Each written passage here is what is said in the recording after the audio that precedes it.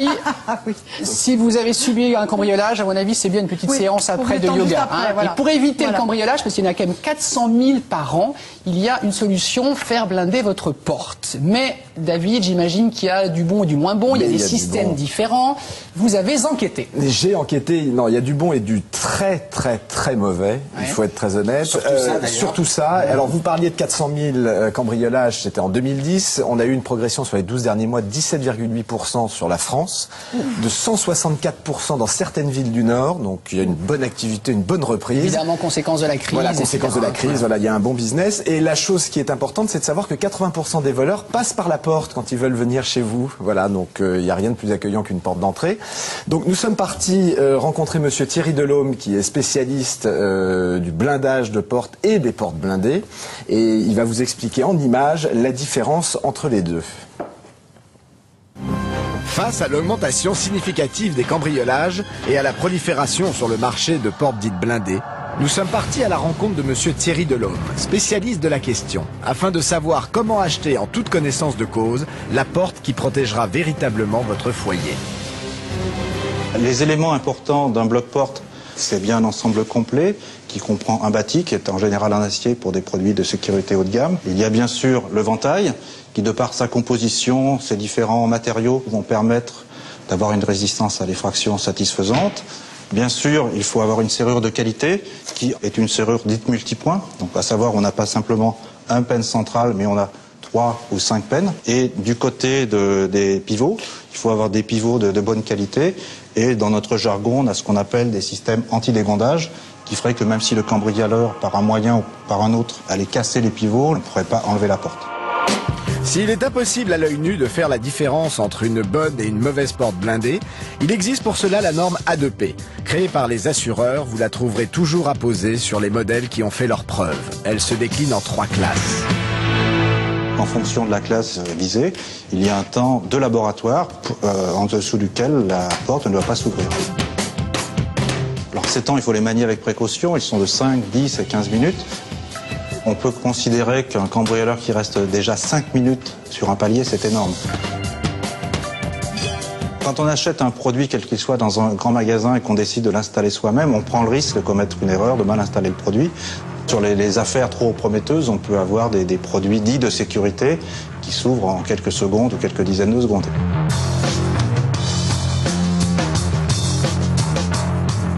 On fabrique des millions de serrures sans qu'on ait 2 fois la même clé. Donc il n'y a aucun autre client que vous, si vous êtes le possesseur de cette clé, qui aura la même clé que vous et pourra rentrer chez vous à votre insu. En dehors de la norme A2P, toujours apposée sur la porte, quels sont les 5 conseils à retenir pour être sûr de bel et bien installer chez soi une porte blindée digne de ce nom? Acheter un bloc-porte complet, s'assurer de la qualité de la serrure, de la qualité du mur qui supporte. Il faut s'assurer que l'installateur qui va poser la porte chez vous est un professionnel, qu'il a pu faire un bon diagnostic avant la pose et que dans le temps, il sera à même d'intervenir et de maintenir votre porte correctement. On peut dire qu'en moyenne, on a une gamme de prix qui s'échelonne de 1 800 à 4 000 euros, suivant les finitions et les options choisies par le consommateur. Évidemment, c'est un investissement, mais bon, quand on se fait cambrioler, c'est non seulement un choc parce qu'on perd des affaires, mais en même temps, je crois que psychologiquement, c'est terrible. Le temps de résistance, David, d'une porte dite blindée? Alors, le temps de résistance d'une porte blindée, en fait, il y a une norme qui a été créée, qui s'appelle la norme A2P, qui est sous cette forme qu'on a vue à l'écran. Alors, la norme A2P a été faite par les assureurs, elle date de 1984, et elle permet, une fois apposée sur une porte, de vous donner le temps de résistance de cette porte. Donc, il y a 3 temps de résistance dans les tests, 5, 10 et 15 minutes. Ce qui correspond à BP1, BP2 et BP3. 5 minutes sur un palier pour quelqu'un qui essaye d'ouvrir une porte blindée avec long. Un pied de biche, tournevis, coin et compagnie, c'est super long. En général, il y a des chances de croiser le facteur là. Voilà, le facteur, la gardienne, la voisine, enfin voilà, c'est très long. Ouais. Donc le test a été fait par les assureurs et la vraie différence fondamentale entre les portes blindées qu'on trouve dans les magasins de grande distribution, c'est qu'elles n'ont jamais ou très rarement cette norme A2P. Alors là, pour le coup, je parle des portes à moins de 650 €, ce qui représente la majorité des offres, et ce qui est peu cher, on trouve entre 300 et 650 €. Donc, ça veut dire, David, pardon, que c'est pas très efficace. Non, objectivement, voilà. Un coup d'épaule, un coup de pied, on peut rentrer. Parce qu'il y a une chose qui est très très importante et qui est dite dans le reportage, c'est on ne parle pas de porte blindée, on parle de bloc porte blindée, puisque l'arceau métallique qui est autour et qui est la jonction entre la porte et le mur est il est fondamental. L'autre point fondamental, c'est de faire vérifier par un professionnel l'état de son mur, parce que vous pouvez avoir un mur qui est en parpaing ou un mur effectivement en placo, c'est pas du tout la même chose. Et donc dans ce cas-là, le mur part avec la porte. Le mur part avec la porte et vous avez des types, on le voit là, nos trois amis du départ qui sont bien baraqués, à mon avis un bon coup d'épaule et ils partent avec le mur. Donc voilà, donc la chose qui est très très importante et fondamentale, c'est de faire appel à un professionnel. Vous ne posez pas la porte par vous-même parce que vous n'êtes pas un professionnel de la sécurité, vous ne connaissez pas les normes, vous ne savez pas où intervenir et sur quel point faire attention.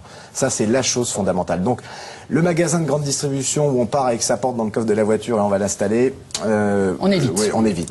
Là, l'autre chose importante, vous parliez de prix, entre 1 500 et 4 000 euros pour une porte blindée. En général, quand on subit une effraction, le voleur repart avec à peu près en moyenne 5 000 euros de biens. Démonstration est faite. Démonstration est faite. Une porte blindée est moins chère qu'une effraction et un cambriolage. Le sur-mesure existe, David. Est-ce que c'est beaucoup plus cher du coup? Le sur-mesure existe. C'est pas plus cher. En fait, les prix qui ont été donnés sont sur mesure. Le leader français de la porte blindée ne fait que du sur-mesure. Donc c'est assez intéressant quand on est dans son usine parce que toutes les portes ont une commande spécifique. À moins d'habiter dans un appartement témoin avec une belle porte bien standard et des proportions qui ont bien été respectées, on sait après que dans les autres maisons, même dans le neuf, les proportions n'ont jamais été totalement respectées. Il y a toujours des finitions à rafistolage. Donc voilà. Et dans l'ancien, il n'y a pas du tout de normes. Bien sûr. Nouvelle tendance, me disiez-vous, me confiez-vous, en matière de protection au sein des maisons, des habitations? Alors en matière de protection, il y a une chose qui est très importante. Il y a la panic room aux États-Unis. Vous avez vu le film avec Jodie Foster. Cette pièce où effectivement, quand le cambrioleur est là, on peut aller se cacher.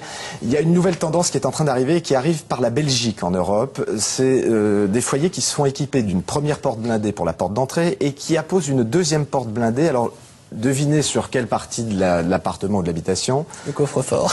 Non, c'était une bonne réponse. Mais non, la vraie réponse, c'est sur la porte de la chambre à coucher. Donc, parce qu'on craint pour sa propre vie et de se prendre ou qu'on vienne vous emprunter votre épouse. C'est peut-être ça aussi. On craint pour sa propre vie. Non, mais on a vu des horreurs pareilles. On a vu des horreurs. Il y a effectivement aujourd'hui une forme de... Enfin, je pense que la société amène une forme de psychose et donc on a deux portes blindées. Qui a dit qu'il n'allait surtout pas blinder la porte de la chambre à coucher pour qu'on prenne de l'épouse? C'est du beau, bravo, on va le dénoncer. De temps en temps la laisser ouverte. Oui, c'est ça. Et là, dans ce cas-là, c'est pour l'époux de Christelle. Elle est belle. L'équipe de C'est au programme. Alexandre. C'est marrant, on nous envoie des mails d'un petit peu partout dans le monde en ce moment. On a Lorraine de Casablanca au Maroc, salut les Marocains, qui sont nombreux à nous regarder. Antoine de Blonville. Alors ils disent tous les deux une chose. Le problème quand on s'est fait mettre une porte blindée, c'est quand on veut refaire faire ses clés. Parce que c'est vrai que c'est un vrai problème. On nous confie une petite carte de crédit comme celle-là. Et alors si le problème c'est que si on perd cette petite carte de crédit, on ne peut plus refaire faire des clés et elles coûtent horriblement cher. Alors ça n'est pas vrai, Alexandre. Ah bah tant mieux. Ça n'est pas vrai. Une bonne nouvelle, monsieur David. Ça n'est pas vrai. Alors, on voyait dans le reportage, je vais vous montrer le nouveau type de clés de porte blindée. Ce sont des clés en 3 dimensions. Les clés avant étaient en 2 dimensions. Attendez, il faut qu'on la... Prêtez-la moi. Voilà, je vais vous la prêter. Ça sera plus simple. Chez vous maintenant. Voilà, tenez, vous allez venir à la maison. La petite carte, hein. Alors, quand vous achetez votre porte blindée, on vous remet 4 clés. Et avec ces 4 clés, on vous remet une carte magnétique. Vous pouvez, à partir de ce moment-là, appeler le centre de l'organisme qui vous a vendu la porte pour refaire faire autant de clés que vous voulez. Alors ces clés auront un point jaune, dessus, ce qui vous permettra de savoir que ce sont des clés qui ont été refaites. Là j'ai un point rouge, David. Hein. Voilà, là c'est un point rouge parce que c'est ma clé. Mais si c'est un point jaune, ça a été refait. C'est une clé qui a été une énième copie. L'autre chose très importante à savoir, c'est que sur certaines portes blindées, vous avez une double serrure, ce qui fait que quand vous partez en vacances, si vous ne voulez pas que la nounou ou la femme de ménage ou votre gardienne rentre chez vous, vous fermez cette double serrure et vous êtes tranquille. David, c'était parfaitement clair. Merci et bravo à vous.